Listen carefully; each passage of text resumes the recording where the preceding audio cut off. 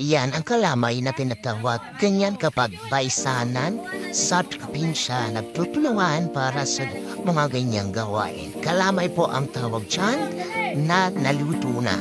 At papakita ko sa inyo kung paano siya niluto. Ganyan siya niluto guys, ayan, hinahalo-halo ng dalawang malalaking sandok with matching Coca-Cola, Star Margarine, peanut butter. Ayan, pinagkukross nila yung dalawang sandok para mahalong mabuti yung malagkit na kalamay. Ayan, yung simbolo ng malagkit na pagmamahalan ng mag-asawa or ng mga bagong kasal. Ayan, kung makikita nyo, bigay na bigay todo sila sa paghahalo ng kalamay. Kasi kapag hindi nila hinalo, yan, didikit at didikit yan dyan sa kawali. Kaya kailangan nilang haluing mabuti para naman hindi dumikit at hindi masunog. Kapag luto na yan, kusa na yang didikit dyan sa sandok nilang ginagamit para hanguin.